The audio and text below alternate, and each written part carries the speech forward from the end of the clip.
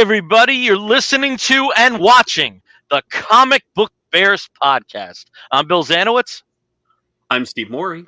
And I'm Caleb Alexander McKenzie. And we are your hairy, heavy homos that talk about comic books, but you don't have to be a hairy, heavy homo to listen in, or in this case, streaming. And it's been 2 weeks since we've been with you in a live stream, but it hasn't been 2 weeks since we've been on the podcasting platform. I don't know how you want to characterize it. Steve, you on Caleb's show. Yes. I was so I was super chuffed, I guess is the word if I were English, but I was so excited to be, on the show with them for their, especially it was their halftime show, the big middle of the year. These are the best books so far of 2021. And it was fun to actually try and figure out what those were for me. And I think I cheated a little bit, and I'm really sorry because I briefly mentioned a bunch of other ones, and I was not supposed to. So.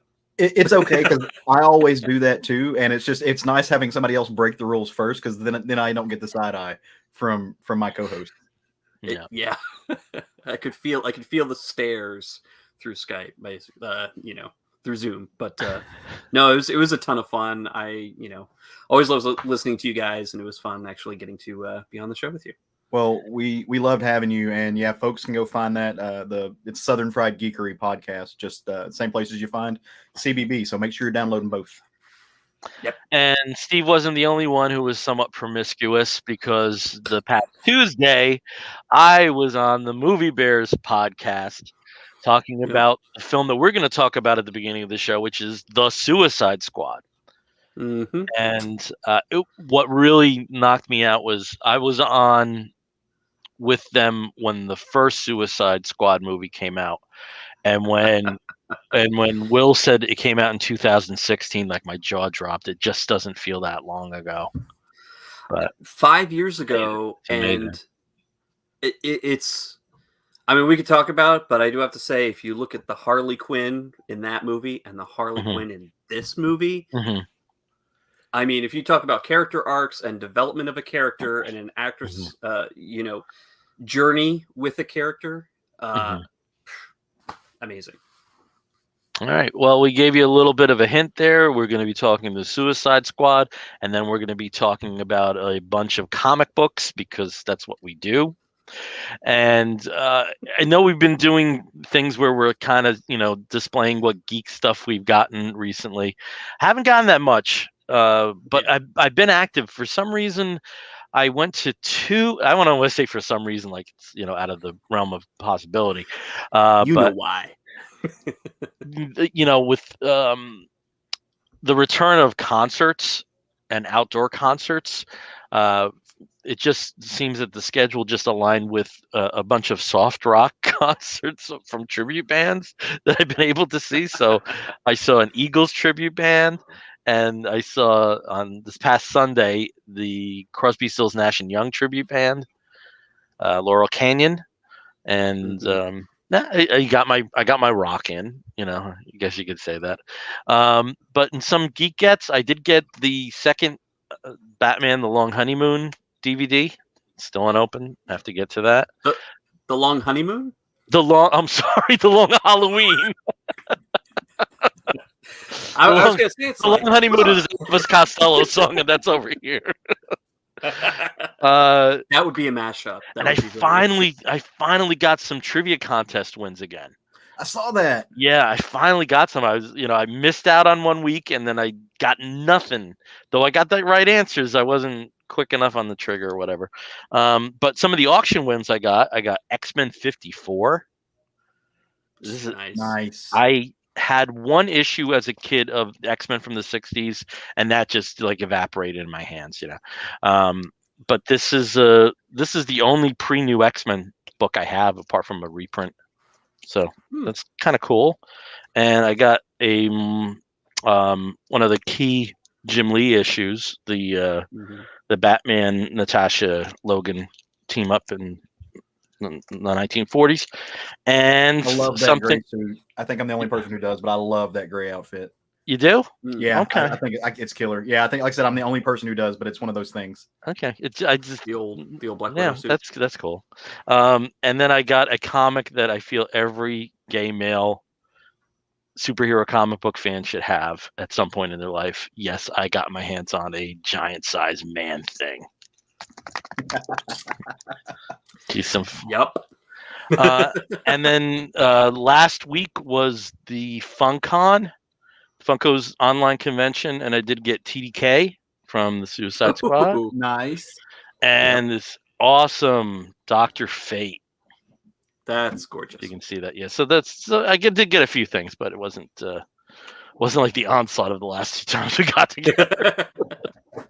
Well, hey, we actually have some people, in the audience tonight. We've got David Toby. Hello, hey boys. He says, we've got Tony Gilkinson joining in. Hey guys, Yes. I'm getting billed twice in 1 week. Yes, you are. As everyone should. And of course, we've got John Westhoff. Giving the horns. Yeah. So hey, John. And David mentions as well. Honestly, I would watch Batman: The Long Honeymoon. Yeah, I mean that sounds like it would be a very interesting kind of maybe a sequel to sort of like a what if Batman and Catwoman kind of marriage that actually happened and lasted. Or you could just go read Batman and Catwoman. Now, Yeah, Caleb, or you could just read that.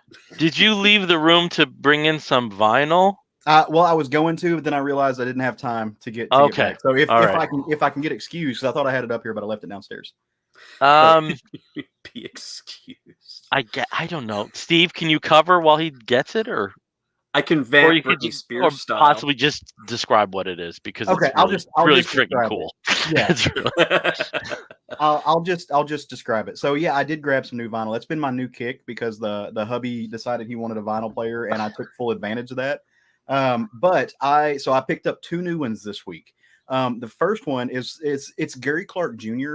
It's one of his albums, which got Best Album of the Year or Best New Artist or something a few years ago. It's a little bluesy, but it's more like a mix of blues and funk and hip hop, and just Southern soul. It's amazing. So if you haven't listened to Gary Clark Jr., go check it out because it's amazing. But for me, the main thing, and it's something I've been wanting for a while. I'm a huge Judas Priest fan, as you know, most gay boys are, but I love Judas Priest. And so I finally have the Judas Priest album that has Bill's favorite song on it. So I now just launching Judas Priest on vinyl as loud as it'll go. Just Painkiller, that drum intro on Painkiller is amazing. So yeah, that's been my house for a week. It's just freaking like Judas Priest. Like, it's amazing. That's so cool you have it on vinyl. I never had a copy on vinyl because that was the CD era. Yeah. And I was even surprised it came out on vinyl at this point, because 1990 was when a lot of major releases stopped having vinyl releases that year. And for people who aren't familiar with Painkiller, Judas Priest were coming off their absolute worst album. Yeah. Apart from the Ripper Owens stuff, and the Ram It Down. It's Ram It Down is so awful. Oh my God, it's just so bad. And then for them to return with this, and this really should have been the rebirth of the band and not the temporary end of them. There are some threads that were later followed up just by virtue of Halford and Scott being in Fight. And it seems Fight, people don't remember Fight at all. Yeah. And they toured for 4 years. You got 2 albums and an EP out of them. There's some good stuff there, but I really thought Painkiller was going to be their rebirth, and unfortunately it was the temporary end to them. But that's way cool. You have that on vinyl. Yeah, and I love it. And like I said, being a huge music nerd. I resisted the urge to get vinyl, but for me, I'm the kind of person that it's just like mixing a nice cocktail. Yeah, you can go just take a shot, but there's something special about the actual process of mixing a cocktail. And the same thing is true for listening to vinyl. There's something special about getting everything set up, pulling it out of the sleeve, having it, setting it down. Just that there's something to that that's magical and a little hipsterish, I know, but I love it. It's just that kind of essence. But have you had a chance to read the Halford's autobiography? I got interrupted because of JMS's, but I have it here actually, Nice. right Just here, right at hand. and I am on page 169. Well, he talks about in the autobiography. If Yeah. anybody is a Priest fan, and they should read this, but he Yeah, actually talks about making the album and coming back, like off of that, the worst album of their life, which Yeah. was at the peak of his alcoholism and stuff, from the way that he Mm. talks about it, and it just Yeah. had a really big impact on the band, and it messed up their whole flow. Yeah. And then to come back from Painkiller when he was getting clean and getting everything back together, Mhm. dealing with some love affairs that he had in his life. At the time he was closeted, not closeted, and living in Phoenix and doing a lot of like crazy shit in Phoenix when they made that album. So when you get to that part, it's an interesting read. I won't say it's fun, but just Yeah. knowing the history around it makes it really cool. And then Yeah, and last but that's not, and no- also it's just asking about, and that also interweaves with the trial yeah, as well, right? That think period so. of time, yeah. mhm. Yeah. And then last but not least, I'm not an action figure person, but normally I have my camera set up so they can see the other side of my office, which is the nerdy side. But to hold on to some nerd cred, I brought in my leader action figure. So I've just got evil behind me, cheering me on. So that's my unless you're a Cowboys fan, you like Felix Jones. my signed jersey behind me, but I'm just gonna have leader open. We've got a couple more comments here. John Restoff. I thought Ripper was on Painkiller. Oh, And then Oh. Unbreaking the Law can include Judas Priest. Jesus talk. Priest So yeah. This is the Legal- moment John Westhoff died in Bill's heart. Is that? Did a bell ring? Did an angel get its wings? No. Somebody's dead. Legal talk through the prism of metal gods. Yeah. Still not gonna happen. But... It's not gonna happen. Yeah. It's awesome. Sorry, inside baseball talk. Right. like four humans know what that means. Yeah. So wrong. Steve, did you get anything, or are you still just books? Did I get anything? No, of course not. I've been basically holding down the fort here in Winston-Salem. The hubby is off working at an opera in Colorado. Money. So I basically been babysitting my four-legged babies, and they, at least one of them, needs a lot of attention all the time. Yeah. So if I seem distracted, it's because I'm listening for him to have gotten stuck on the couch downstairs because he's blind and he can't jump down on his own. How are you doing with the Quail solo? Pretty good so far. I haven't accidentally lost any. And I've been able to change their sand and change their bedding and feed them and give them water, so they're all still alive and making a lot of eggs, like a lot of eggs. So Hey, I don't think I can make that many quiches. All right. Well, do you want to get into the cinematic world? Can I make a segue? Absolutely. Sure. Speaking of birds, does anybody hate birds as much as James Gunn does? Because he killed a shit ton of birds in Suicide Squad. Yeah. It even starts off with one. Oops, spoiler.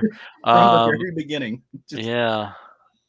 I possibly, yeah. That was my segue. That's all I had. Okay. Who made the movie The Core? If anybody remembers that one, there's a big plot point in the first 5 minutes. 1999, 2001, something like that. The Core. All the birds die because the gravitational force of the Earth goes all out of whack and they fall out of the sky and die. So that was whoever that director not is. ringing a bell. No, not James Gunn. Not James Gunn. James Gunn. All right, Steve, when we usually go to the movies, we start off with a plot description from you. So why don't you get going there and talking about The Suicide Squad? The Suicide Squad. So not to be confused with Suicide Squad, no definitive article. This is a follow-up spiritual sequel, not exactly a spiritual sequel. It's a next issue, as if done by another writer. in terms of DC Comics. It really is. It's Volume 1, Volume 2. Here you go. Basically, it picks up with a crew of very obscure and interesting villains getting picked by Amanda Waller to go and storm a beach. Don't know too much about it. Most of these villains, if you know about them, you're a better man than I, because a few of them I had never heard of before. These are C-list, D-list, F-list, if you can think of them, that are being picked for this. We do have some returning characters from the first or from the other Suicide Squad with Harley Quinn and Colonel Flag. They get dropped at the island, and on their storming of the beach, some things happen, and then rewind back and have a completely second crew of other D-list villains that also then get to storm the island. Lots of craziness ensues. All sorts of wonderful dialogue happens. People get killed a lot in very messy ways. Essentially, they're there to destroy a project that is happening on this island. Colton, I can't even pronounce it right. Corto Maltese, which is a famous DC island. Lots of things have happened on it. It's always used. First for appeared fun in the films in Batman '89. Really? Yes, when Vicky Vale is showing her photographs, they are from Corto Maltese. Yeah, obscure but excellent. That's wonderful. If it's not going to make me a dime, I'm going to know it, folks. But their mission, of course, goes a little bit awry. When they agree in a way to help some revolutionaries take back the island from a military coup that's taken over the government. But of course, these are a bunch of villains. A bunch of craziness will completely happen, and it ends with a massive, very cool kaiju battle, of course. It's a lot of fun, and don't get too attached to most of the characters because, well, you never know what might happen because it is a Suicide Squad. Let's just say it's impossible to talk about this film without spoiling stuff. So if you haven't seen the film, leave, come back. It's cool. No big Spoiler warning. Spoiler warning. Before we get into the discussion, I need to ask you guys, how did you see the film? Because this is only my second return trip to an actual theater. And it was very frustrating and weird because I had to plan it out, going to a 3:10 matinee and checking every hour to see what the attendance would be like, and going in an N95 mask. It was weird. Yeah.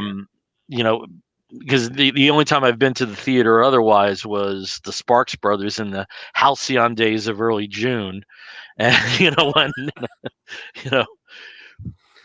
we were a little spoiled for a few weeks. And so I was just wondering with the two of you whether you saw it on HBO Max or you actually went to the theater. We actually saw it at home on HBO Max on Thursday night when it premiered at the same time as it premiered in the theaters.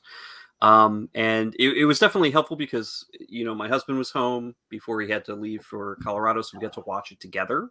Otherwise, we wouldn't have had a chance to do that before he had to leave. So, it was great that we got to see the movie together. It was great that it was on HBO Max, so we didn't have to go to the movie theater for it. I would still love to see it in the movie theater, but again, especially with the resurgence down here in the South of the Delta variant, we don't have a mask mandate yet in our county, but I'm sure it's coming back, I should say, because anyway, that was me.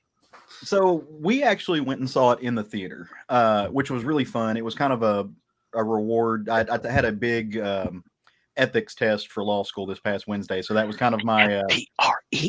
Yeah, God, fuck that thing. I never want. I hope I hate, pass. 'Cause I'm I just gonna hate taking quit. that fucking test. Yeah, I hope I pass. I'm not doing it again. I'll go. I elsewhere. know you come away feeling that you're like in a daze, but you can say I can tell you did better than you think.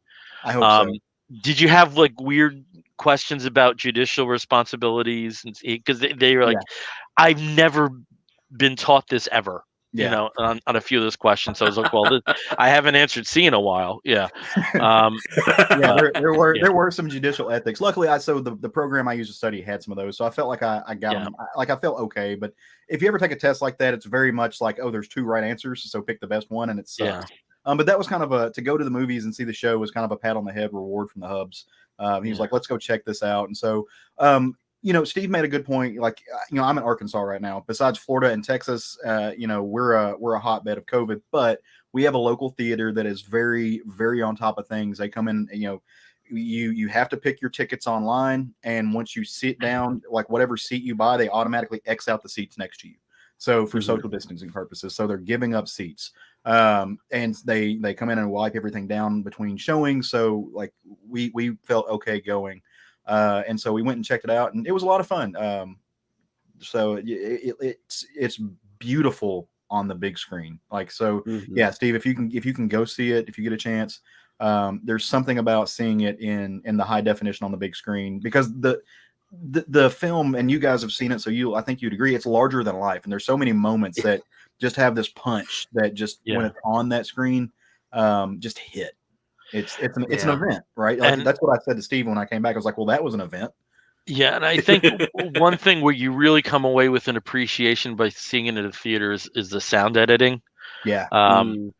Especially beginning beach scenes and then another scene later on. And they did a hell of a job, and I don't think you would have that full experience at home. But I also felt like if you still were able to see it at home, and that's the only sensible cinema safe way to see it, right, you're fine. You're still going to get a good experience. There's just a few nuances that we had as kind of added touches. Well, and if you have a decent sound system on your home theater, then especially in a James Gunn movie, because the soundtrack for a James Gunn movie is part of the appeal. Just because he plays with old music, music from the past couple decades that he really loops them in. So if you have a decent sound system on your stuff, you're still gold, because that's half the fun of a James Gunn movie. Yeah, and Caleb, our movie theaters used to be, used to have the same practices that yours are still doing right now, but they stopped in June, and now I'm hoping that they will come back to that, because when we saw Black Widow, basically that was the weekend that they had stopped doing the separation of the seats. So you're still buying them online, but they didn't X out the ones to either side of you. But now I'm hoping that they start doing that again, because, I'd love to take advantage of my my AMC Movie Pass, because my A-list, not Movie Pass bad, but A-list, because it's great. But I can also tell you that even living in a state which has 71% over 18. Vaccinated, or at least first shot, I still did not feel the level of comfort that we probably should at this point, if everyone was diligent and sensible. I mean, it could be worse. We could be in Australia. David says he was booked a seat in drive-in, but then got locked down again. So Yep. A couple of the states in Australia have gone back to lockdown. I think Canberra did as well, because they had their first case in a year. Yeah. So the entire city locked down this week, which I'm like, if any city in the U.S. had one case after a year of no cases, show me. Is it Barrow, Alaska? Because honestly, there's just nothing. Like, people are getting it everywhere. Arkansas has no more ICU beds right now, and we have people suing because they don't want mask mandates. They're trying to call a special session and pass a law that will be unconstitutional, but it will prevent private business owners from passing enforcing a vaccine mandate for their employees and mask mandates. So I've never seen a legislature try to rip away local control, or try to Republican legislature at that, try to come out and say like independently owned businesses can't make their own decisions. It's insane. Yeah. I feel like I'm in the fucking never never down here. I Really. just beside everything, you just have to stop back and like, do you really want to be in a death cult? Because that's what you're in. Serious. I mean, Yeah. that's Yeah. what this is right now. It's you'll do anything for your child. You'll take a bullet for them, but you won't take a needle. Yeah, it's insane. It's insane. It's almost like I've always thought in the past where you did have examples like Nazi Germany of mass hysteria, and how could that happen? And we're seeing it. It's so strange. It really is. I mean, I would say Reconstruction history in the U.S., which, by the way, is barely taught at all in most high schools, probably is a very good example of what happens when you have mass hysteria from somebody or from a large group of people who is very much against freedom and respect of other people. But I got a little bit of one of those light at the end of the tunnel hope moments today. And I don't know, Bill, you may have seen this because you're kind of a political / legal junkie like me. But the first case of a vaccine mandate went up before the Supreme Court today. And Justice Amy Coney Barrett. Sorry. You can call Amy Coney Island. We all do. Yeah. I prefer to other things, but the Trump appointee, she refused to take the case, and none of the justices dissented to that. She turned down certiorari, or however you say it. I still haven't figured that one out. But yeah, she turned down cert on this case for an I think it was Indiana State or Indiana University, for their vaccine, vaccine mandate. That's hope. That is people drawing the line and enforcing the rule of law. And I know we've gotten way off, but I mean, Suicide Squad, I'm living in it. So, but also, drafted. The United States doing strange things that kind of ties in with a plot point. So we do feed it. Well, we can just jump right back into that. So, with Suicide Squad, I love this movie. I think this was excellent.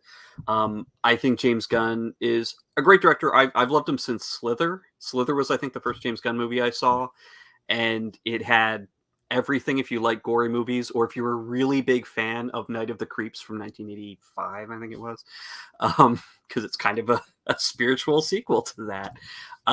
But I mean, this was great. Caleb, you mentioned the music. The music is very much, if you've seen Guardians of the Galaxy, I mean, it's got that same kind of importance to the soundtrack that just gives you the feelings that you're supposed to have, that that really play with what's going on screen.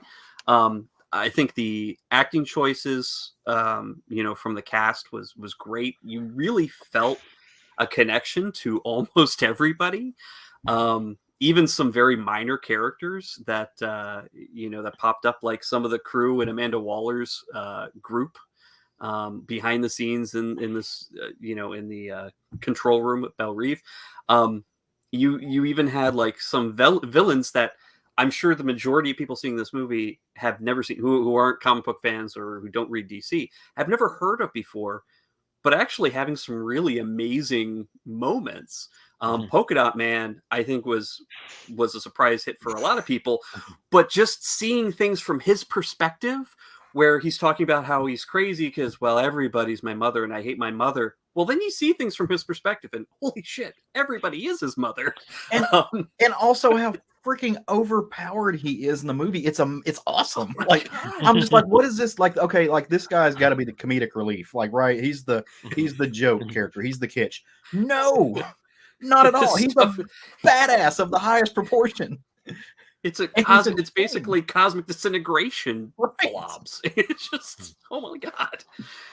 Ratcatcher 2. Ratcatcher 2 was a great, wonderful sort of character who, out of nowhere, you feel this connection to her. She's kind of a little bit of that audience, entry point at times.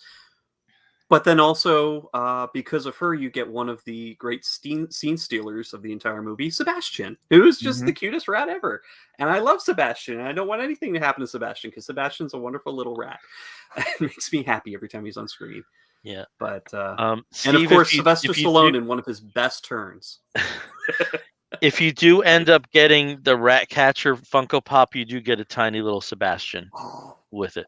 Oh, that's awesome. Now I need to. Yeah. Now I need to get that. It's just that,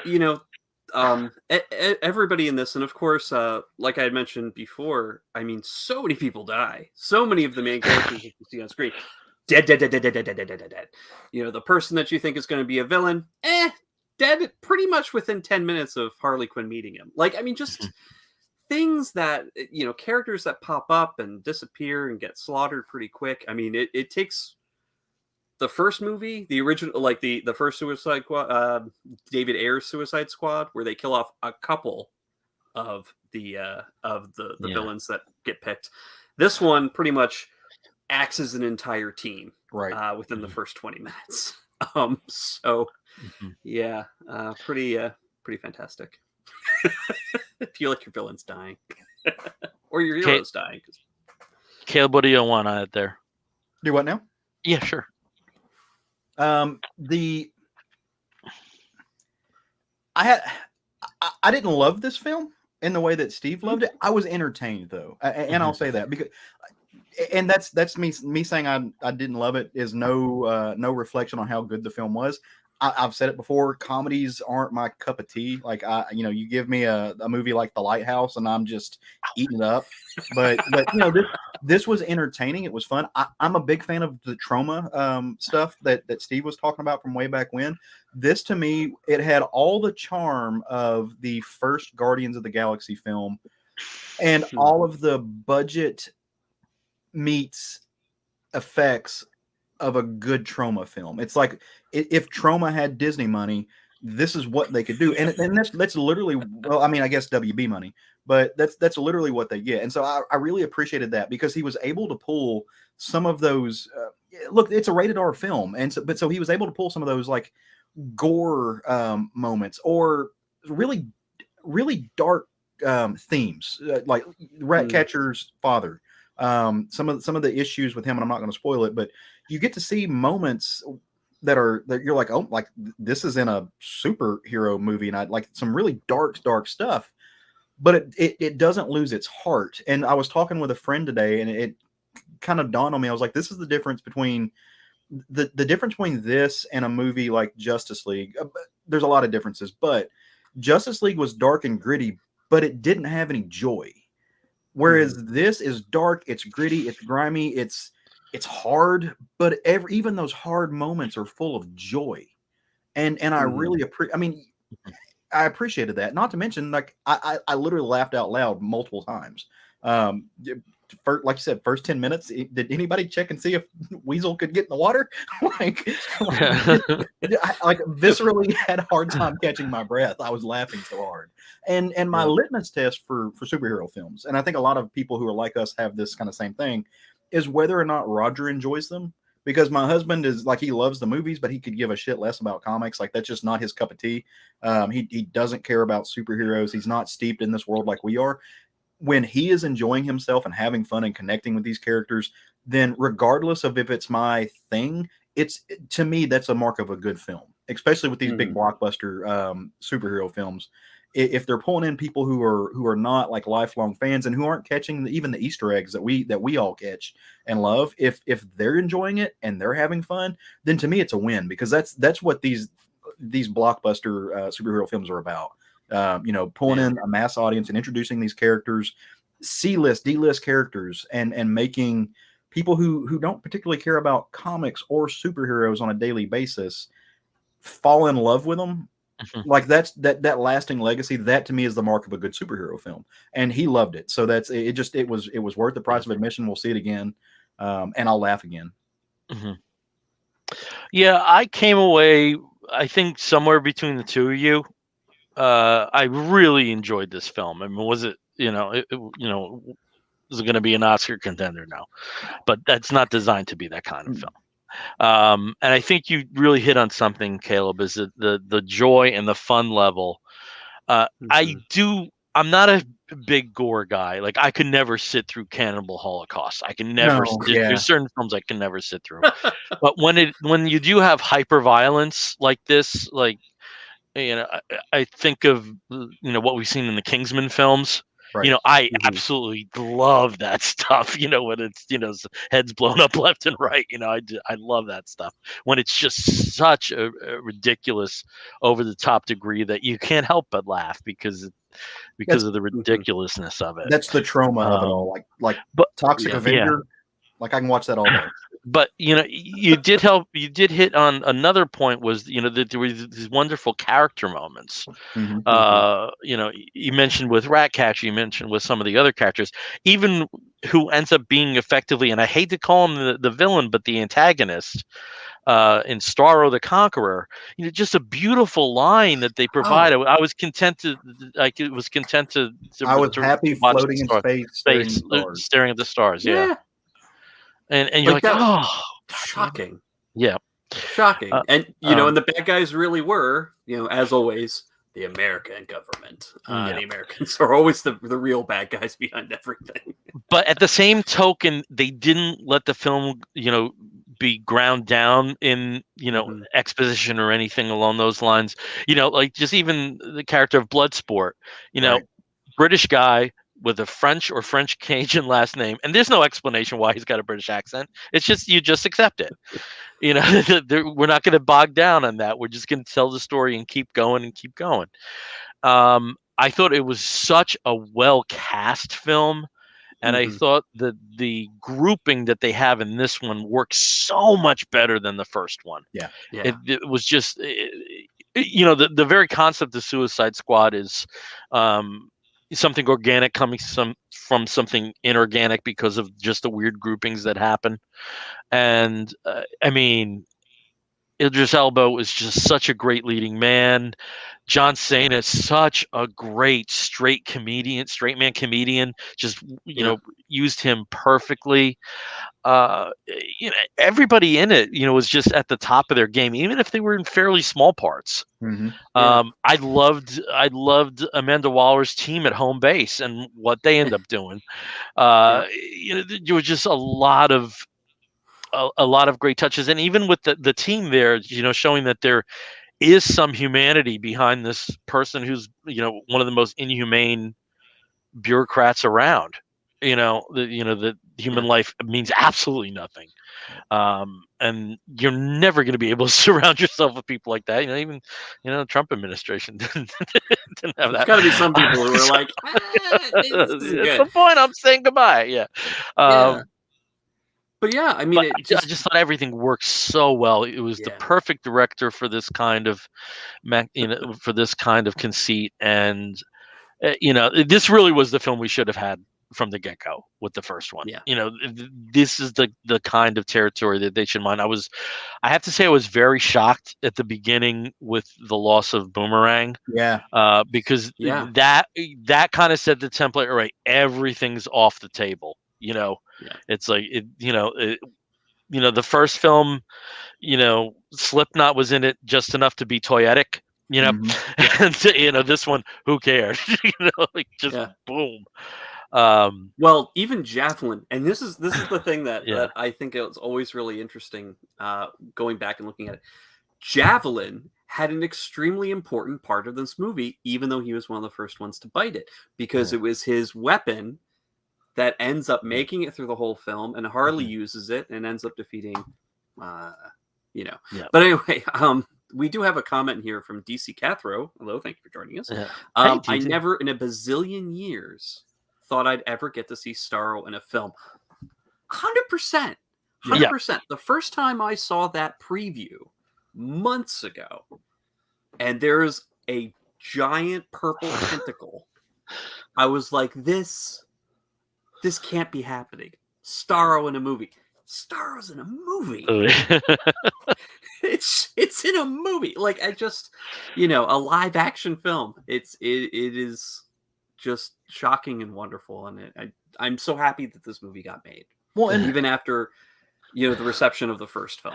What makes it work and what makes Starro work is the fact that the filmmakers, and I'm not just going to give James Gunn credit for this. I think it's an entire team. They embrace the fact that it's a superhero comic book movie. I mean, John Cena's outfit throughout the entire thing is straight out of the comics. Like Yep. it embraces the fact that this is that it is what it is, and you don't have to. And this is what I think some other filmmakers, even filmmakers who have made Disney movies that have been very successful, they shy away from the fact that these are out of pages of 4-color comics. Like these are like the history of stuff that was written for not intellectual thought per se. It's just a lot of them are male hyper masculine fantasies and stuff like that. They're bright colors, they're ridiculous, but they embrace it, and they take the ridiculousness out and they just mold it into what it is, and that's why it works, and that's why you're going to get something like Starro being awesome, or like fucking Weasel. Yeah, Weasel. Well, and you're right there. Like you take these sort of 4-color hypermasculine fantasies that have been gracing the pages of DC Comics for some of these characters. I think are 40, 50 years old. But you give them some depth. You give them like they're in their colorful costumes. They're like larger than life, ridiculous, and yet there's a way that this film works. And I, credit to the actors, credit to the writers, credit to the director, and everybody who went into this, the costume and the hair and makeup to make these characters come to life, and then actually have you care about them. So that's hard to do in a comic book movie that takes itself too seriously or seriously, period. But this was like from the get-go, hey, we're going to have fun with this. It's going to be crazy. We're going to have some dark and whatever moments, but these are people that we want you to care about. And actually, I think it was successful. Yep. In David Toby commented, okay, but what will the sequel be called? My money is on Not Another Suicide Squad. I think I have a great title for the next film. Ooh. The Suicide Squad. If James Gunn is doing the sequel, yes, it probably would be the Suicide Squad.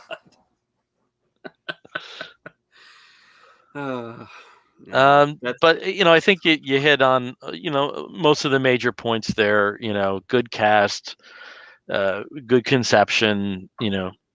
Ancillary issues like the music. I mean, it just all works really nicely. I am surprised and yet not surprised at the lack of box office between the availability on HBO Max and the continuing issues with the Delta variant. But I'm certain this film will find its audience, and I really hope we have another one, maybe with Jarro. That would be a lot of fun. There's like one little guy that survives. That would be so perfect. And also, stay to the end too, because there's a setup for something else. There's a pre-credit scene and there's an after credit scene. Yeah. Oh, you mean a mid-credit scene and not a post-credit scene, as I have been instructed. Yes. Oh, Jesus Christ. Well, you do also have some really fun little cameos. I'm not talking about the main characters that actually have speaking roles.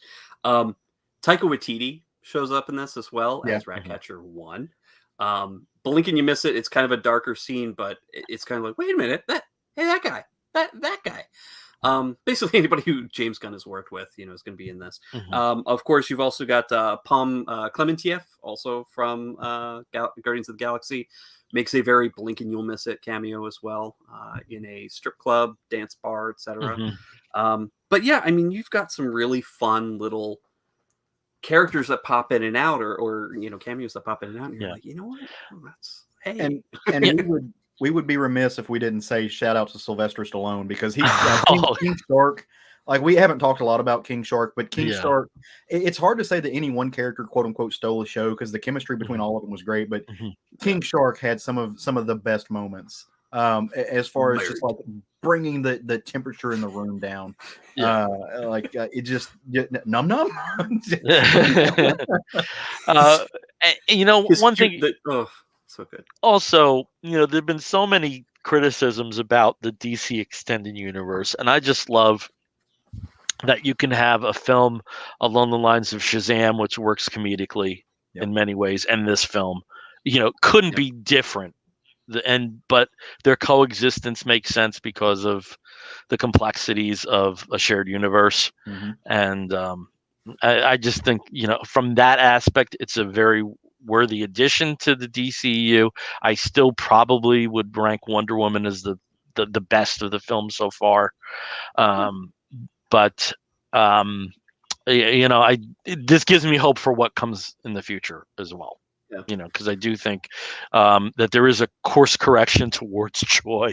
That we've seen, and there may be missteps like 84, but I like this path more than what we had before. Yeah. And this one showed they didn't have to hew exactly to what came before. Suicide Squad exists as a movie. Harley Quinn is in it. Flag is in it. Boomerang's in it. Those same characters are in this movie too. But how they interact and what happens to them is completely independent of what happened in that other movie, and it's very much like how you don't have to have come in. If you have seen Suicide Squad or Birds of Prey and the Emancipation of Harley Quinn, I can't just call something else already. Harley Quinn too. Harley Quinn, Birds of Prey. With that, if you saw those, great. If not, you're not at any disadvantage from a Harley Quinn standpoint whatsoever. Or Rick Flag in the case of Suicide Squad. Yeah. All right. So we're going to transition over to what Suicide Squad is based on. See, here's the Silver Age archives. Steve, does this look familiar? Yes, it does. Yes, hey. Because you have better ollies by me than I do.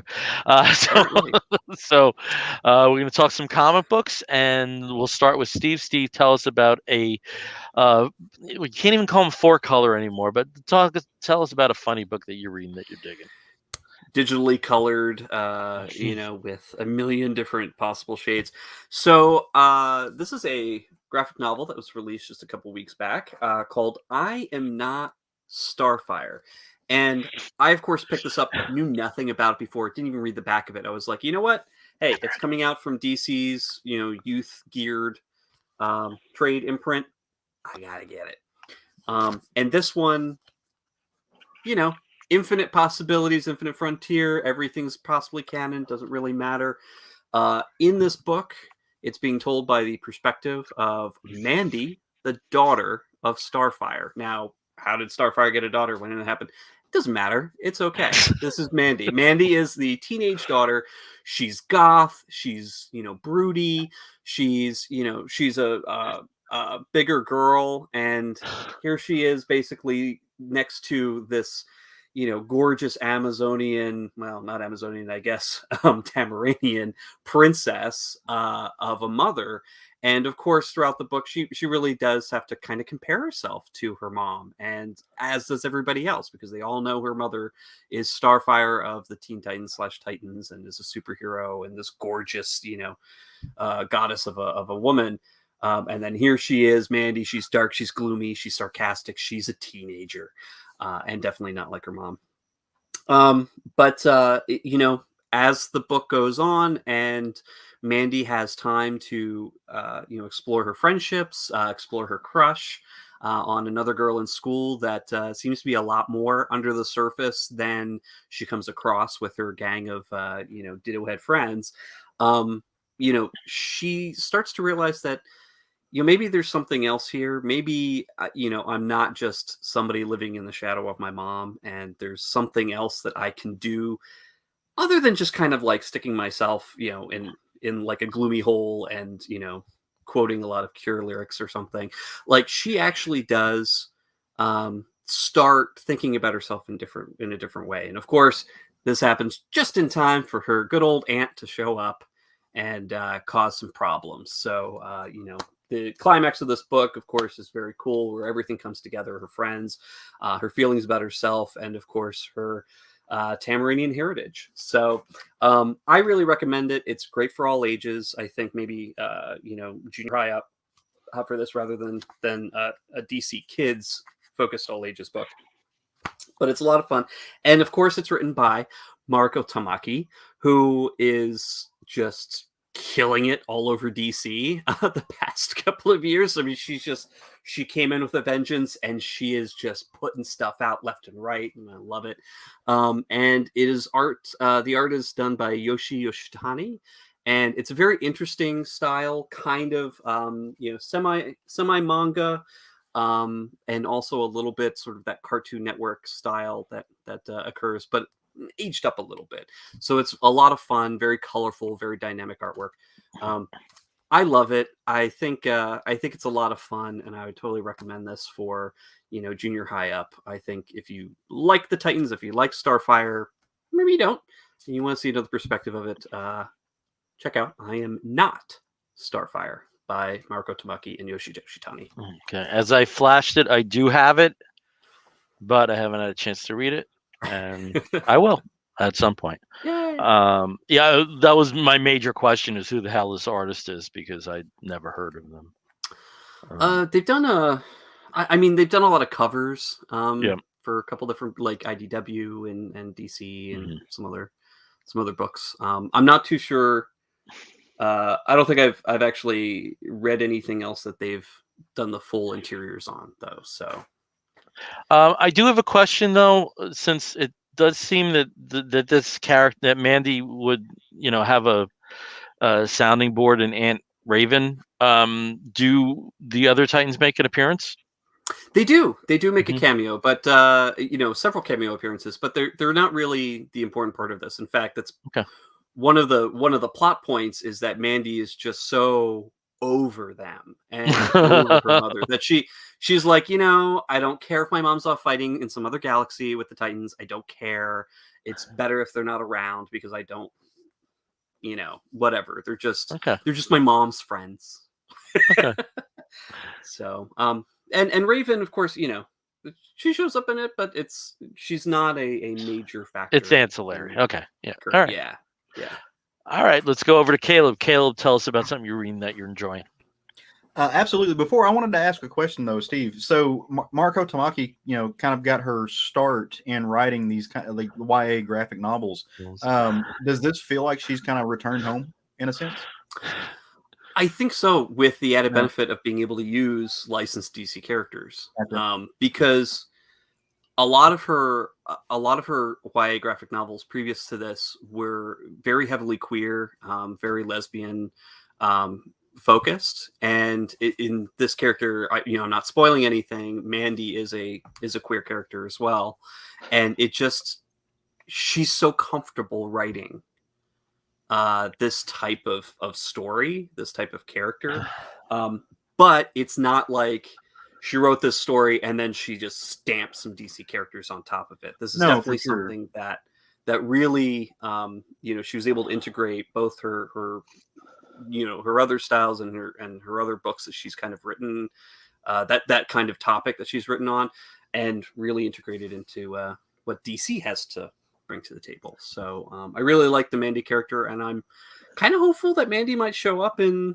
somewhere else in DC if possible. That's why I asked, because listening to you, it sounds like this shares a lot of like shared thematics with like This One Summer. There was a lot of that same theme and tone to it. So that's awesome. I picked up also an OGN this week that it came out this year, so it's relatively new. It's from Top Shelf, and it's called The Delicacy. This is by James Albin. Don't know a lot of James Albin, not familiar with much of James' history, or if this is their first work or not. Have no clue. I need to do my due diligence and dive in, but just between finals and everything, I haven't had a chance to. I've been doing a lot of cooking. Like if you follow me on Facebook and stuff, you see a lot of like I'm posting. I'm turning into one of those people that takes pictures of their food and plasters it in places. So my apologies to everybody who that annoys. I understand, but I've been doing a lot of cooking because it's at the house and I can do it. So I picked this up. I was like, okay, this relates to food. I enjoy graphic novels that center around culinary identity. So I picked it up, and the book is that, but it's so much more.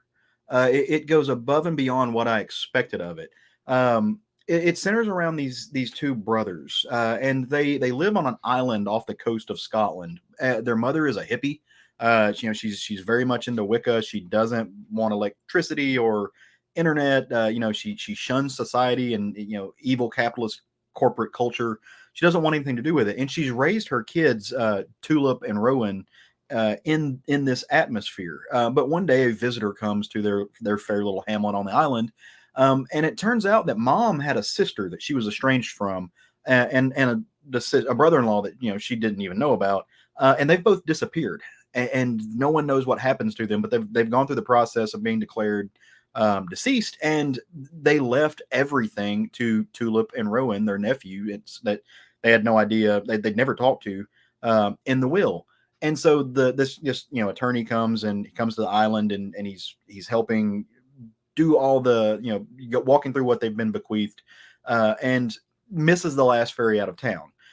So they take him to the local hotel, and he sits down. Well, Tulip, the younger of the son, walks in and goes back to the kitchen and just whips up an amazing, delicious meal. Like, this guy had no idea he was about to get like world-class cooking. He's like, okay, crap town, cold island, everything's wet. It's Scotland. This is just going to be some haggis and some bad taste in my mouth. Turns out it's delicious. And so he starts talking to Tulip, and he's like, well, how did you learn to do this? And it turns out a world-class chef from London had lived on the island, taught him how to do everything. His brother is a master-class gardener back at the hut. And together they're this pretty dynamic team, but it's being lost because nobody comes to this island. So the lawyer plants a seed. He's like, well, why don't I know your mom doesn't want you to. I know she's telling you, never go to London, just shun that life. But why don't you go check out this house that you've been left before you sell it? Why don't you go see what this is about?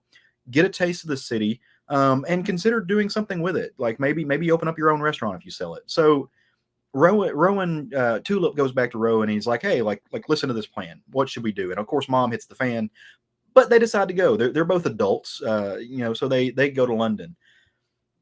And when they're at London, they decide to go with it. They take this house, which is on the outskirts of London, has some land, and they build a garden. They go and they fill out the paperwork. They find a spot. They're going to open up a restaurant here. And Tulip especially has got dreams of grandeur. Like, he's going to fix London with this. They've been eating over processed, pesticide riddled food, and he's gonna fix everything with this great taste. I don't mean the term. It's a little bit derisive, but hipsterish. Like, he's gonna go with everything's organic and stuff like that.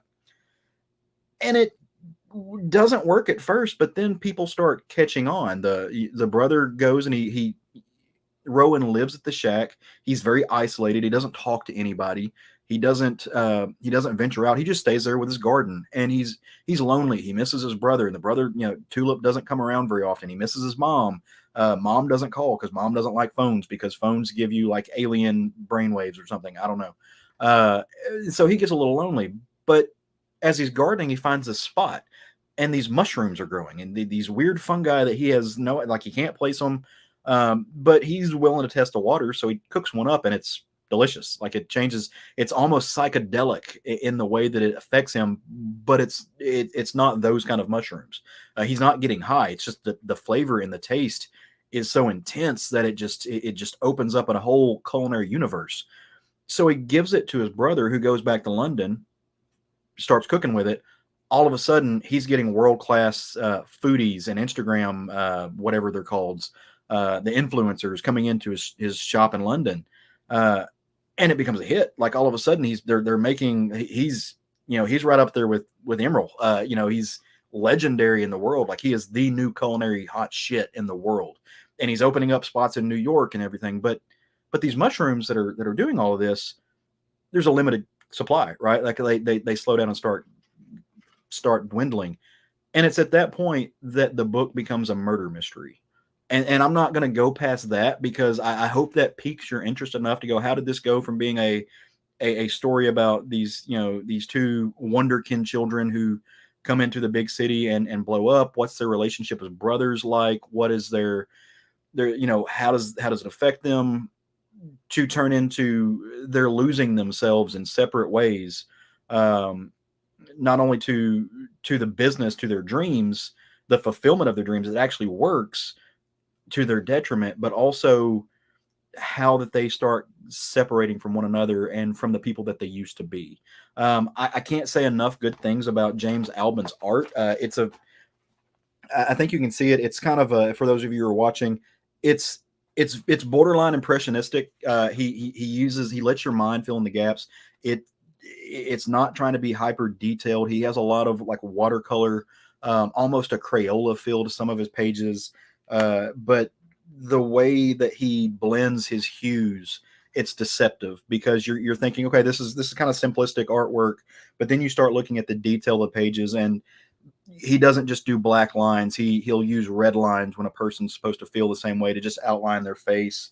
The way that he just, he can put emotion down on the page without using a lot of hyper detailed activity, is stunning. And look, Top Shelf has produced some great works in the past, and I think they've got another hit on their hands if enough people can hear about this book.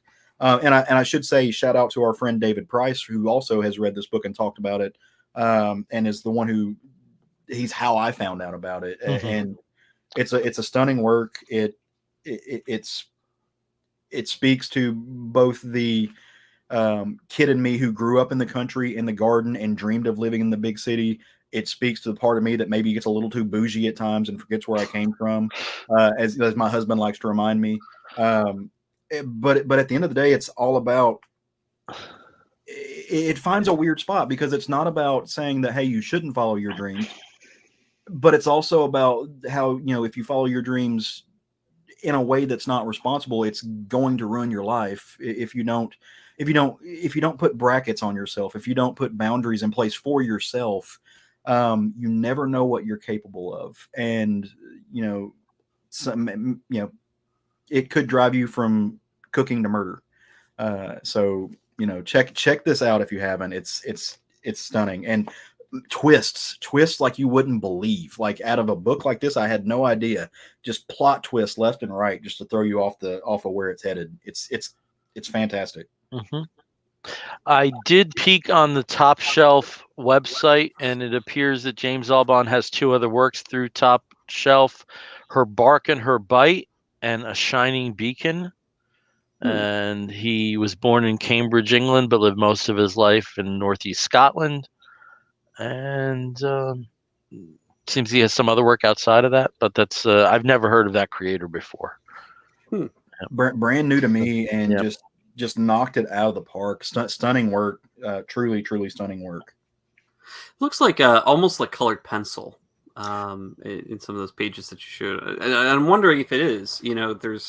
I know there are some comic artists that do swear by that, or marker even, and they do produce some stunning work. So that's where I said the Crayola hues come in, because you're like it looks like if colored pencil could be washed. Some of his panels look like that, so almost like graphite meets gray wash in some sense, if you're thinking about gray tones. But yeah, it's very much that colored pencil Crayola style, but it blends in a way it looks like it was fluidic. So I can't. I'd be so curious to talk to him to find out what their process is, if they even share that process. But it's just, I love impressionism, and I love it when comic artists don't feel the need to make things photorealistic when but they don't slack on the detail. Like, he's not leaving anything off the page in works like this, but they just fill the page with just what they need to give you the texture and the flavor. But they let your mind do the work of filling in, well, what might this person look like in real life? Like, what are their features telling me? What can one line do to affect the mood that I'm seeing on the page, the attitude, the atmosphere of the page? It's just that artistry. As somebody who, I'm not an artist. I just don't. My brain doesn't think that way. I can't do it. Or at least I'm not inclined to do it or to practice enough to do it.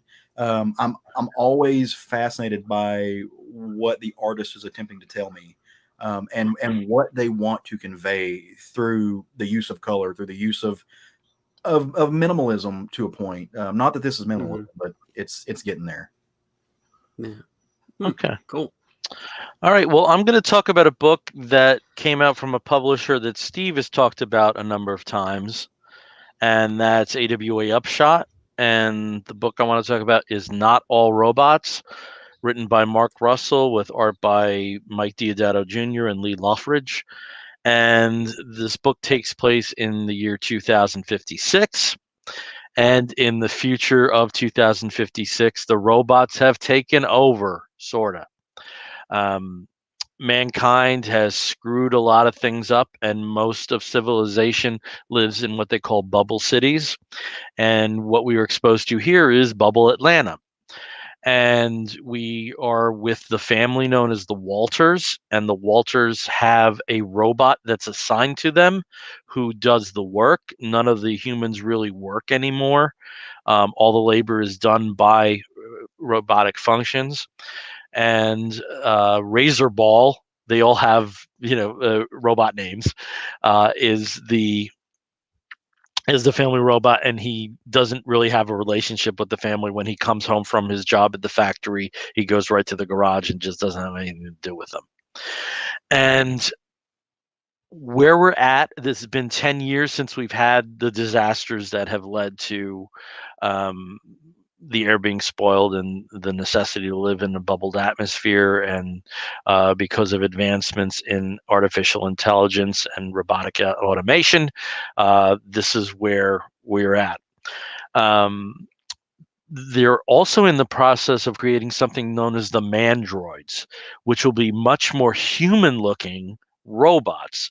So the robots that are currently in society are starting to get worried about, hey, does this mean we're being replaced? And if we are being replaced, what's going to happen to us? Are we just going to be shut down, be decommissioned? Razorball is having a lot of problems because there is an empathy switch in him, and it's on, and he's having difficulty coming to terms with a lot of the feelings he has. And apparently a lot of the other robots are having that too, because of robotic interference. Another bubble city, and it's I'm gonna not spoil it because it makes perfect sense which one gets it, eventually meets its demise. The human inhabitants do, because of the manipulation of the atmosphere caused by the robot overguards. And I have to say, it's not necessarily a book I think I'm going to stick with, because y'all know how I don't cotton to post-apocalyptic stuff and things where humans have become obsolete. That's their cousin shaking hands with them. I have to be in a particular mood to really enjoy a book like this. But it is Mark Russell, so it is biting and it is sharp. And the art by Deodato, I mean, he is somebody like the Immermans. He adapts his style to the current project. And this isn't Cheesecake Wonder Woman. There's some really, really beautiful and distinct stuff going on here. Characters, both on the robotic and the human side, seem very interesting. A lot of the depictions of culture and where we're headed, if this is what happens to us, are very interesting. I just think I have to be in the right mind to explore a book like this. It's a 5-issue miniseries, so I imagine what I might do is wait for it to be collected, not meaning that I didn't enjoy it. It's just not something that I necessarily would gravitate towards naturally. But I do like Russell's work. This definitely is, certainly in the wheelhouse of, almost in some ways like, a mirror universe Flintstones, taking something from the Stone Age to the Space Age, I guess you could say. So that's, I wish I were more enthusiastic about it, but I think it's more, it's me, it's not you, not all robots. I mean, it's me. I do have some hangups that prevent me from enjoying it more than I should. And that's the book that I read, and which I will recommend to people who aren't wired the way I am. If that makes sense. I like what you said there. It's Mark Russell. Mark Russell, very famously for DC, did the Flintstones. And if this is the sort of the flip side, do you think maybe, I don't know, maybe he says this in the back matter, he was thinking about doing this for the Jetsons? Because no, actually, what this actually came out of was there was a very short-lived response to the Me Too movement of Not All Men, and that was the germ for this. Oh, okay. Yeah. But I understand your line of thinking, given because I can see Razor easily Ball, compliments. Rosie the Robot. I mean, Yeah. you know, Yeah. Now I want Mark Bubble Russell to City. write the Jetsons real bad. Yeah, very very few people working in, I mean, comics, prose, or whatever understand satire the way that Mark Russell does. Yeah. I mean, satire's like some people say it's dead, but then Mark Russell just does Mark Yeah. Russell stuff. But at the same time, I have to say, out of the stuff that I've read from him, again, Snagglepuss and Prez, and um, apart from the Lone Ranger, which was a weird fit, this one veers somewhat far away enough from satire to walk in its own shoes. And if you read it, you'll know what I mean. That there's not, there isn't a nudge. That's You get exactly that, the way I felt about his yeah. Red Sonja series. Yeah. Yeah. Yeah, that he can fire on different cylinders. Yeah. And if you liked his Red Sonja theories, I think you'd like this. Yeah. Because it's taking a concept that you think will go one way, and I know the end result of the Red Sonja that he wrote, and there's a few deviations, and I imagine the next 4 issues in the 5-issue one would be very exciting. I just know I'm better served myself by doing it in one shot instead of getting it month after month. Yeah. And from what I understand, like the Upshot trade prices, they haven't been outrageous, right? They've been $10. like 10 or like or 10 to following the $14.99. Image, like $14.99 if they do go to 2. So Yeah. so I think that's something I probably would pick up, and that way I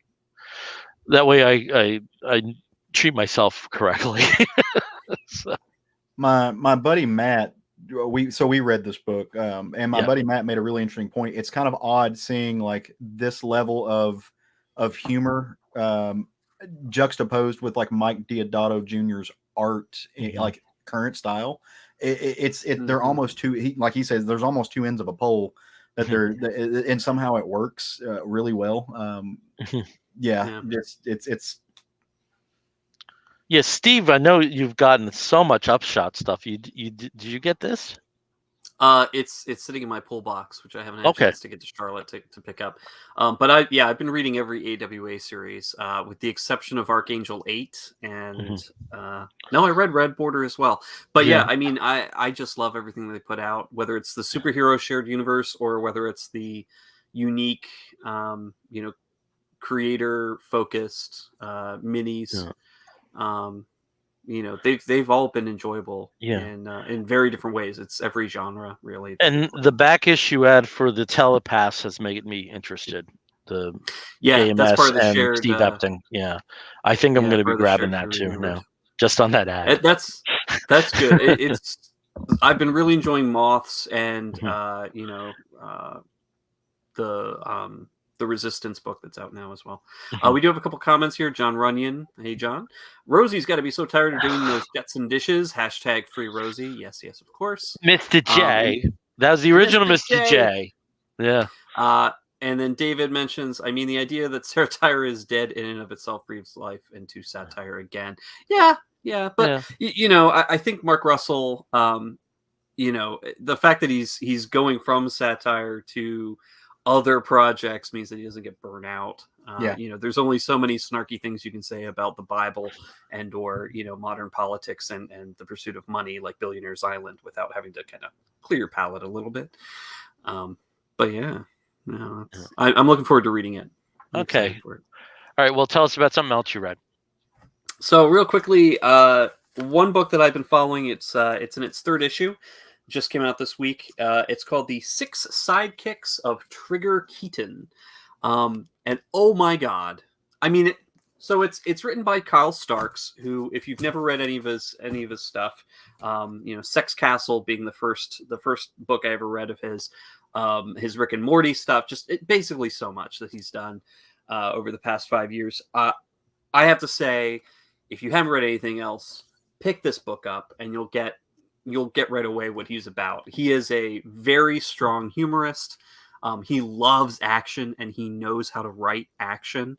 And you put those two together and you get an awesome sort of almost an 80s flashback, kick-ass, hilarious, fun, snappy dialogue kind of book.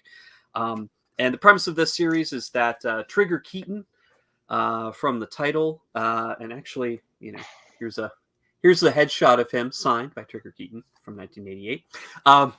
Is a action movie star, kind of in the vein of maybe a Chuck Norris type, who made it really big in doing kung fu and action type movies. But he was a very well known asshole. 100%. Everyone hates him. Everyone hates working with him. He was a monster of a human being. And in the first issue, he ends up very dead, very murdered. His 6 sidekicks are his co-stars who unfortunately had, when they were starring with him, were severely abused verbally or physically, or were the unfortunate victims of his really terrible history working with Hollywood and producers, promising careers cut short because he caused their shows to be canceled or the movies to be junked. But they get together, all 6 of them, including his latest one, Miles Wen, to figure out who murdered Trigger Keaton. And of course, they all kind of join together for their own reasons. And it makes it a little bit of a murder mystery, sort of. And they, of course, all kind of come together, have their own strengths and weaknesses, and are just hilarious personalities when working together. So I really recommend it. The 6 sidekicks of Trigger Keaton. It's a blast to read. It's fun. It's a quick read, and it makes you just hang on for the next month, waiting for the next issue to come out. Really excited to keep reading this. So cool. Put out by Image, by the way. Yeah. Okay. If you liked Rock Candy Mountain, him and Chris Schweitzer, the same people who made this book.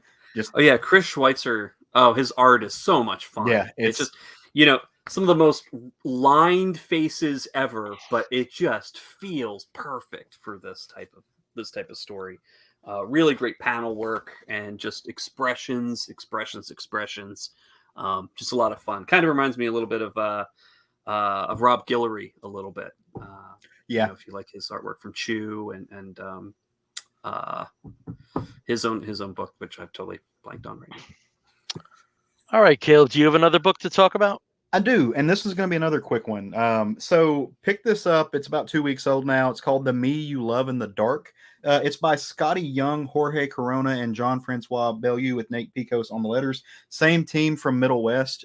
So if you enjoyed Middle West, this is a way different book. But if you enjoyed Middle West, you know what you're getting into.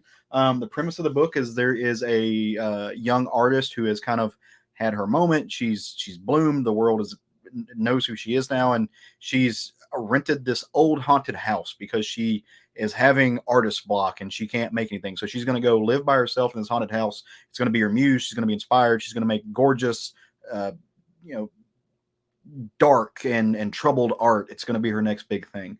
Except the writer's block sticks around, and she is having not writer's block, artist block, and she's having trouble putting anything on the canvas. And throughout the book, as she's day goes by, nothing happens. Her agent calls her, is like, "Hey, what's happening? You gotta produce stuff if you want to keep doing stuff. You keep my gallery open, or I'm gonna drop you."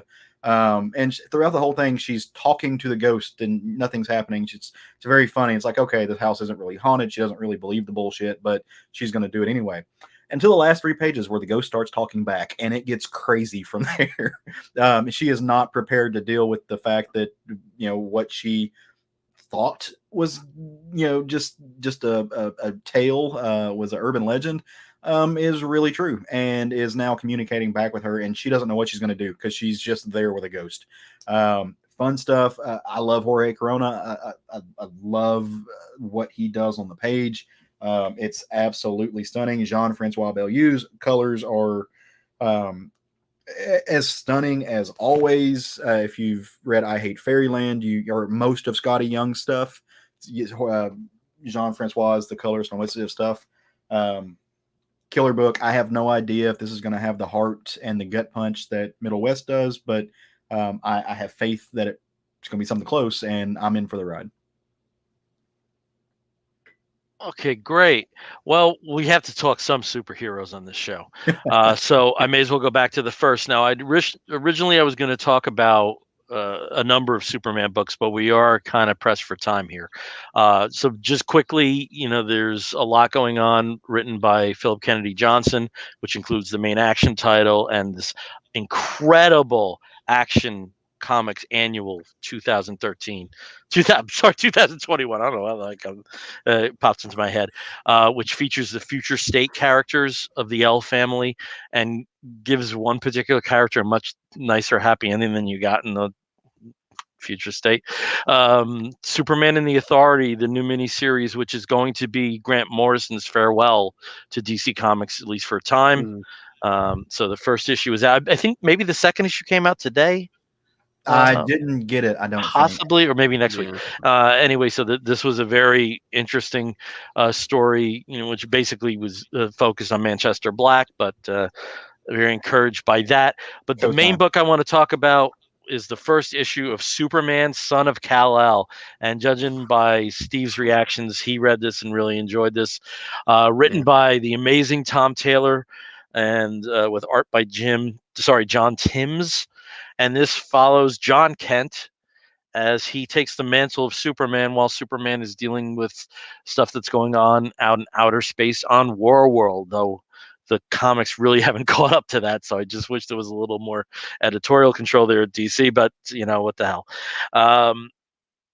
And what we have here is starts off with a revised origin for John Kent. Now that we aren't bound by Convergence post Dark Knight's Metal, that we do have a different universe unfolding, and we see the birth, and what a cute baby too. Isn't that cute? Of the birth of John Kent, with the amazing image of Batman and Wonder Woman standing guard at the Fortress of Solitude, making sure everything goes well for the birth for Superman and Lois. And so John is now patrolling. He's and taking his first steps in actually being Superman instead of Superboy. This brings him in contact with a person who has demonstrated metahuman abilities and has started forest fires. And instead of a really tragic ending for that, we see him dealing with the individual with reason and compassion, which is something naturally that his father is known for. And in doing so, he may have put this individual in a different kind of danger. Again, we were just tapping on the dangers of the U.S. government right now, and this definitely feeds on this. And I have to say, some of the best Superman stories are written by non-Americans, and with Tom Taylor having a more global eye on the character, it's very refreshing, I have to say. John Timms, just beautiful art. That shot of John looking back down in space plays kind of like a zero issue instead of a number one. We don't necessarily feel like we're stepping right into the adventure. It feels more that we're at the preamble of the adventure. I also really enjoyed in the conception of John in this book that there's as much emphasis on him being the son of Lois Lane as there is on him being the son of Superman, and what that might entail for him. And he states his reason is trying to find truth, justice, and a better world, and this may bring him in conflict with individuals that his father never really had a contentious relationship with. I am so excited for where this book goes. I was excited for this book from no matter what. It's still a shame that Tom Taylor hasn't really written Superman with quotes around him. Just these really like twisted versions of him and things like Injustice and stuff. But to be entrusted with this legacy, and also some beautiful writing from Tom Taylor about him getting into the character, that he was raised by a single mother, and Superman was actually one of the biggest male role models he had growing up. Definitely read the back matter on this. It's very touching. But I am so excited for this series now, where I was mildly very excited. I'm now like crazy. Very excited. So, Steve, since you read it, anything you want to add about it? Oh well, you can't forget the cameo there from Damian Wayne Yeah. as Robin. Just that great sequence. That sort of I'm having a test. I have to pass this assassin test or whatever. Which is what's going on in the Robin assassin. title. Yeah. Which is what's going on in the Robin title. And Yeah. here's Superman showing up, just kind of like getting in the middle of it just to have a conversation. Yeah. Which Damien's just sort of like, this stuff is happening. I'm just going to keep fighting and Yeah. doing whatever, and then we'll just keep talking. And that was such a great moment that brought some of the humor and the playfulness of the Super Sons to a title that might be a bit more serious. Because as you mentioned, like Jonathan's kind of looking at things a little bit different from the way Superman Kal-El did. So if he wants to actually be a little bit more pragmatic, like Lois would be, he has the power to do so, and that might put him in big direct conflict with a lot of status quo situations that Superman stays away from. So very, very, very cool. I also love the way Tom Taylor writes superhero dialogue. Yeah. Because we start with the flashback of this alien invasion happening, and like it's an alien invasion according to Superman, and everybody else is telling him, "Oh, it's an attempted alien invasion. Just go do your thing. We got this." Yep. So, Caleb, did you read this too? I don't. I need to. It's Tom Taylor, so it's on my list of stuff. It's just not. I really don't have an excuse for not picking it up because I know it's going to be great. There's some small seed in me that even though I know they're doing great things with these characters, I'm so Super Sons is so beloved to me that I hate that they're growing up. I don't know if that's I don't know if there's a word for that phenomenon or not. I love these characters, and I know that it's just kind of like Hulk, like a lot of the Young Avengers. Like I love them, and I hate that they're growing up, but I also love that they're growing up. So I haven't read it yet. It's on my list of things to do because it's gonna be like you said. It's anything that makes you giddy, I'm gonna get, and because you're adorable. It gave me goosebumps. I don't like. I haven't read a Superman book that gave me like the feels for a long time, and this was great. We do have some comments. Yep. John Runyon actually mentioning regarding the Superman book and how awesome it is. Not opposite it is. What is the opposite of La Bamba on the Bill rating scale? Oh, geez, we'll have to think about that. It's not La Bamba. What's the opposite of that to make it a Bamba? The only thing I could, this is so embarrassing. Growing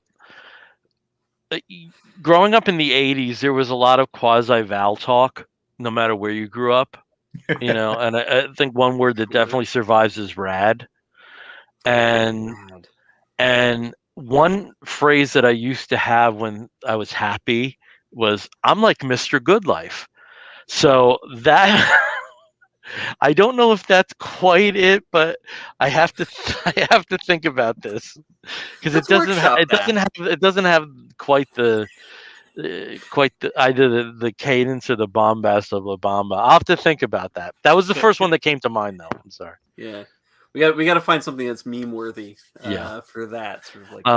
The only thing I did want to say, Caleb, is I can understand your concerns about that. I certainly have had situations where I've preferred the younger versions of certain characters. I kind of never wanted the Titans to at least past 22. Right. But at the same token, Taylor has their voices down so well that I don't think you're going to be disappointed at all in the execution. Well, and what I love, it's not necessarily as a concern as some weird it's like nostalgia, but it can't be nostalgia because it's new. Like they're new characters, but it's just like I love that book so much. It's just like they're gonna your kids are gonna grow up. It's a thing, and you just don't want to lose the childish wonder that they have.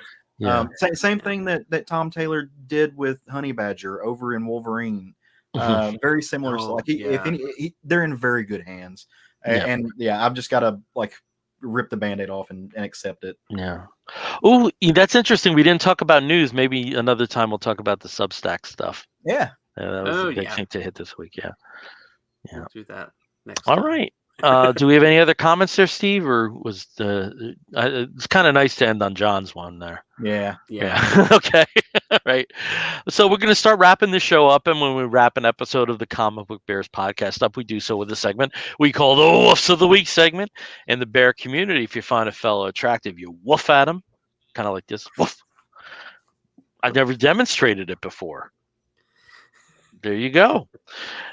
And we do something very similar here where we signify something that we think should garner your attention, whether it be another comic or a film or a TV program or a charitable initiative, anything under the sun that we think you, fair listener, or in this case, viewer, may be interested in sampling. I'll start as I always do with Steve. Steve, what is your woof of the week? Well, my woof of the week, of course, because I'm a TV junkie. This week, I don't know what was in the water with a lot of the streaming service programmers, but this is like new TV bonanza for people who love comic series. I mean, and returning, Stargirl even dropped. outside of that, returning shows that are returning on, shows. yeah, too. Yeah. Riverdale's back, but Stargirl started back on the CW this time, not on HBO Max. You've got What If over on Disney Plus. You've got, if you're a Star Trek fan, Lower Decks. If you enjoyed the cartoon series, Lower Decks is back on Paramount Plus.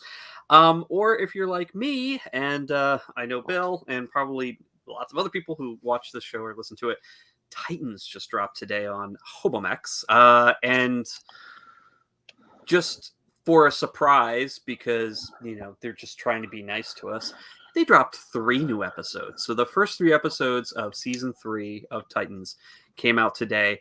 I only had time to watch the first episode, and I almost forgot how much I enjoyed the show. It's definitely not everybody's cup of tea. I get that. Sometimes a little bit more adult or cruder versions of the Titans, not everybody's super into that.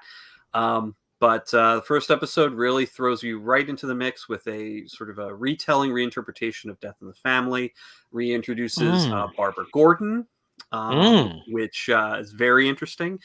There's a lot of cool stuff that's in this. Plus, you get to see some fun Beast Boy and Superboy and Crypto action, which we love Crypto from season 2 as well. He's a good boy. He's a good boy. So Thursdays, any time of day on Thursday, if you have the HBO Max app, or I believe Netflix outside of the US, we'll have Titans. So, yay, welcome back, there Titans. All right, over to Caleb. Caleb, what is your woof of the week? Yeah, number one, you saying woof is my woof of the week. No, my woof of the week goes out actually to a writer, and that writer is Stephanie Phillips. And if you know Stephanie Phillips, maybe you've read The Butcher in Paris that she did at Dark Horse, or you've read a number of the other books that she's written. Maybe you read her little short story that she did in Wonder Woman Gold that came out, I think, 2 weeks ago now. So a few weeks ago, as Twitter is wont to do, a troll went after Stephanie Phillips and basically said, it's SJWs like you killed comics in cold blood. So Stephanie Phillips took that and she said, "Oh, me? I killed comics in cold blood? Oh, that's interesting. I'm gonna make t-shirts." And so she turned it into, I hope you all can see this. That is so awesome. Yeah, she turned it into a t-shirt and she sold them, and she gave all the proceeds to the Trevor Project. And so she didn't, I'm assuming covered costs, but everything else went to the Trevor Project. So took an attack, because, she has the audacity to make comics under the influence of vagina, and turned it into something incredible. And so, like, I've been on the Stephanie Phillips train for a hot minute. I'm enjoying A Man Among Ye, which is a pirate story. But this past week, some big news dropped that Bill mentioned earlier, and a bunch of prominent writers, one of which is writing Batman, James Tynion IV, jumped to this thing called Substack and is no longer going to be writing the main Batman title. And so everybody's wondering, oh, who's writing Batman? And we had this conversation in our little group thing, and Stephanie Phillips at the same time said, "I can't wait to tell you about this DC project that I'm doing." and we were all like, it wouldn't really. She's still a newcomer. I don't know if she'd be writing Batman. Well, we found out today that she's not. She's writing Wonder Woman. So her and Mike Hawthorne are going to be the next art creative team as far as lines and words go on the next Wonder Woman. You know, Diana's my girl at DC. I'm stoked. I love Stephanie Phillips's work. I think she does a great job. She's interesting. She's new. As far as new writers go, she's kind of having this come up at this moment. So between that news today and me getting this shirt in a few days ago, I'm just on a Stephanie Phillips train. So wolf to that woman. Just right. all about her. I do have to ask though, with what happened, how quickly the Izod-ish Loki Gator shirts went. Those shirts still available? These I don't know. I'll check. You can find the link on her Twitter feed. Okay. Or you can just look it up. So it should be. I think. Okay. Yeah. Because now I've got to get one too. Yeah. I think that's our next. I never promised you a rose garden there. Oh yeah, we all show up wearing the shirt. It's like, well, this shirt. One thing I did have to mention, Kip, I just found out today she's a Muay Thai expert. Yeah. Man, if anybody could kill comics, she could, and probably like a kick to the neck would do it. But it's pretty awesome. Okay, for my Wolf of the Week, if you've ever seen pictures of my home video collection, you know that I own everything that possibly could be owned relating to the DC Comics characters, which naturally includes Batman the Animated Series. Now, the downside to getting stuff when you do is I don't wait for the Blu-ray, because I got these before Blu-rays even existed, all of the sets. What's the copyright on this here? 2004. So the initial sets for these came out in 2004, 2005. Since that time, they've put out a Blu-ray collection collecting the entire series. And something that I can't necessarily justify a new price, the price point for an entire series, but I still kills me that I don't have, is some of the bonus materials. Fortunately, if you ever follow DC Comics YouTube page, they are excellent about eventually posting a lot of the bonus material that appears in the Blu-ray. And they did that for this as well, for a 139-minute documentary about, let me correct that. It's a 79-minute documentary about the history and the creation of Batman the Animated Series, called The Heart of Batman. It has interviews with all the people that you would expect that were involved in the creation. Naturally, Bruce Timm, Paul Dini, Andrea Romano, Tara Reid, other actors, Mark Hamill, Alan Brenner, who is one of the principal writers outside of Dini. But it's very nice to see the importance that they provide in the documentary to Eric Radomski, who was Dini's co-producer, and also Gene McCurdy, who was the head of Warner Animation at the time. And you go into the weeds with this, really, really deep about the creation of it, and how the success of Animaniacs and Tiny Toons Adventures led into this. And these guys were so happy to do something that wasn't those two shows. It's one of those things, like, you put it on, and even though it's over an hour and a half, you feel like it's like 10 minutes. It just goes by because you're enjoying it so much. I was so happy they put that available, and it's on YouTube, and it's for free. And that's the Heart of Batman documentary on regarding Batman the Animated Series. That's my Wolf of the Week. Cool. Mm-hmm. I think the Paul Dini Batman Omnibus just came out too. So did it? Yeah. Okay. Mm-hmm. There's a great issue that's part of his detective run.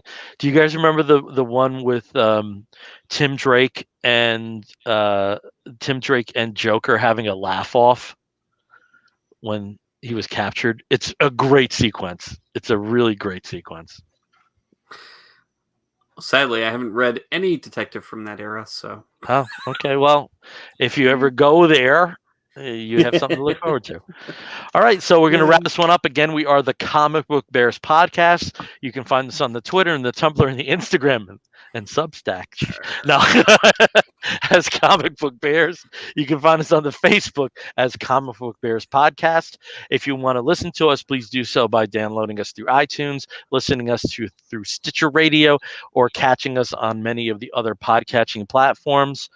And if you are watching this, it probably is a Facebook Live.